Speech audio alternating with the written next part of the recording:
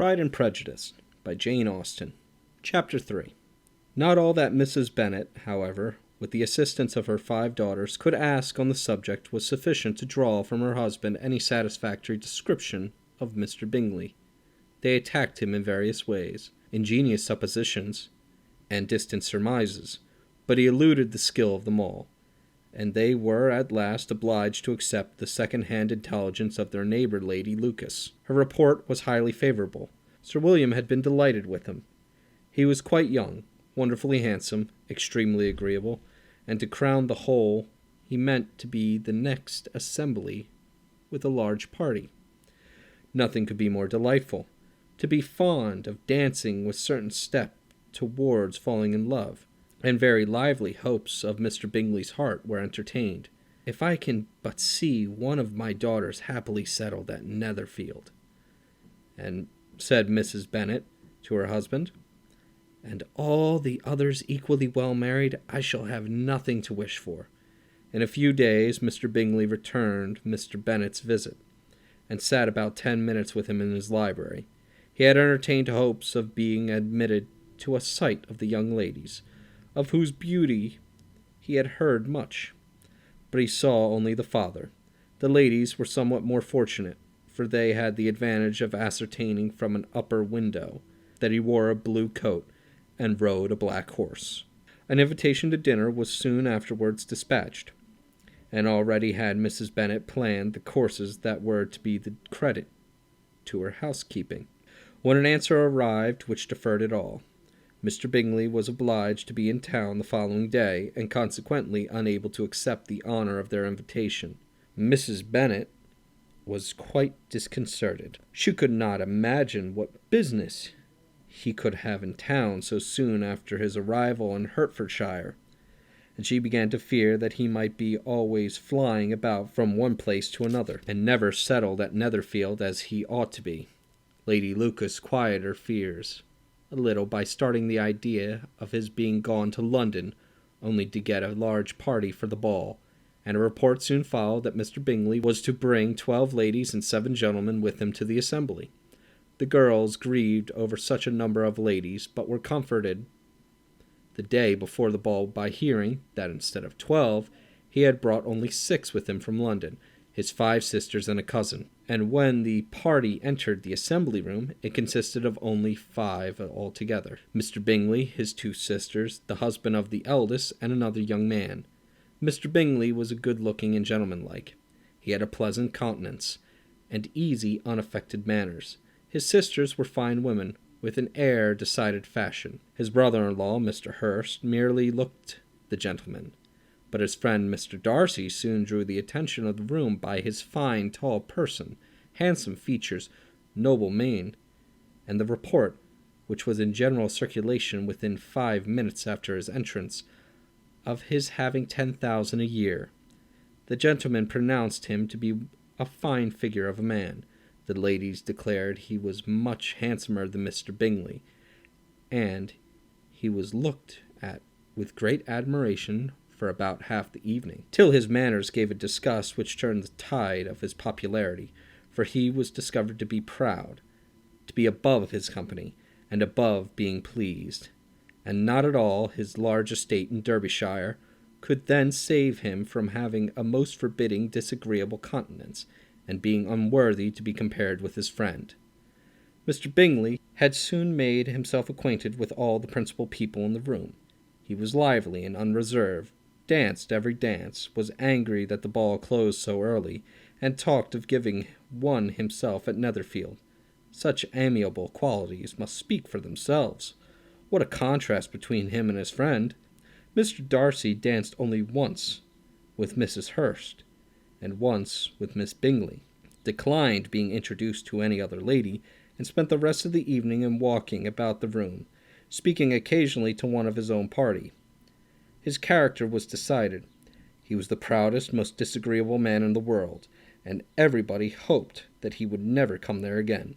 Amongst the most violent against him was Mrs. Bennet, whose dislike of his general demeanour was sharpened into particular resentment by his having slighted one of her daughters. Elizabeth Bennet had been obliged, by the scarcity of the gentlemen, to sit down for 2 dances, and during part of the time Mr. Darcy had been standing near enough for her to overhear a conversation between him and Mr. Bingley, who came from the dance for a few minutes to press his friend to join in. "Come, Darcy," said he, "I must have you dance. I hate to see you standing about by yourself in this stupid manner.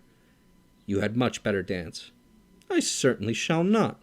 You know how I detest it, unless I am particularly acquainted with my partner. At such an assembly as this, I would be insupportable. Your sisters are engaged, and there is not another woman in the room whom it would not be a punishment to me to stand up." "I would not be so fastidious as you are," cried Bingley. "For a kingdom! Upon my honour, I never met with so many pleasant girls in my life as I have this evening, and there are several of them you see uncommonly pretty." "You are dancing with the only handsome girl in the room," said Mr. Darcy, looking at the eldest Miss Bennet. "Oh, she is the most beautiful creature I ever beheld, but there is one of her sisters sitting down just behind you, who is very pretty, and I dare say very agreeable. Do let me ask my partner to introduce you." "Which do you mean?" And turning around, he looked for a moment at Elizabeth, till catching her eye, he withdrew his own, and coldly said, "She is tolerable, but not handsome enough to tempt me, and I am in no humour at present to give consequence to young ladies who are slighted by other men. You had better return to your partner and enjoy your smiles, for you are wasting your time with me." Mr. Bingley followed his advice. Mr. Darcy walked off, and Elizabeth remained, with no very cordial feelings towards him. She told the story, however, with great spirit among her friends, for she had a lively, playful disposition, which delighted in anything ridiculous. The evening altogether passed off pleasantly to the whole family. Mrs. Bennet had seen her eldest daughter much admired by the Netherfield party. Mr. Bingley had danced with her twice, and she had been distinguished by his sisters. Jane was as much gratified by this as her mother could be, though in a quieter way. Elizabeth felt Jane's pleasure.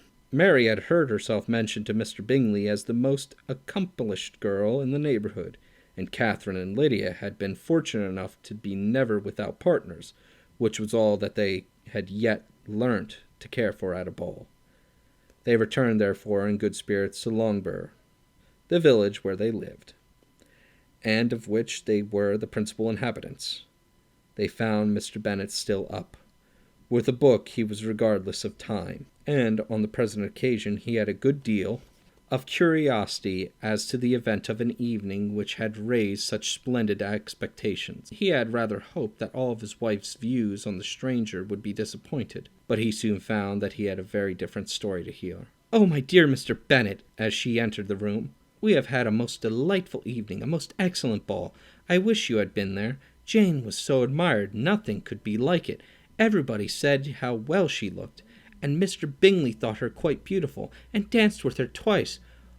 Only think of that, my dear. He actually danced with her twice. And she was the only creature in the room that he asked a second time. First of all, he had asked Mrs. Lucas. I was so vexed to see him stand up with her, but however, he did not admire her at all. Indeed, nobody can, you know. And he seemed quite struck with Jane, as she was going down the dance. So he inquired who she was, and got introduced, and asked her for the 2 next. Then the 2 third he danced with Miss King, and the 2 fourth with Maria Lucas, and the 2 fifth with Jane again, and the 2 sixth with Lizzie, and the Bollinger. If he had any compassion for me," cried her husband impatiently, "he would not have danced half so much. For God's sake, say no more of his partners. Oh, that he had sprained his ankle in the first dance." "Oh, my dear," continued Miss Bennet, "I am quite delighted with him. He is so excessively handsome, and his sisters are charming women. I never in my life saw them more elegant than their dresses. I dare say the lace upon Mrs. Hurst's gown—" Here she was interrupted again. Mr. Bennet protested against any description of the finery. She was therefore obliged to seek another branch of the subject, and related, with much bitterness of spirit and some exaggeration, the shocking rudeness of Mr. Darcy. "But I can assure you," she added, that Lizzie does not lose much by not suiting his fancy, for he is the most disagreeable, horrid man, not at all worth pleasing, so high and so conceited that there was no enduring him. He walked here and he walked there, fancying himself so very great. Not handsome enough to dance with. I wish you had been there, my dear, to have given him one of your set-downs. I quite detest the man.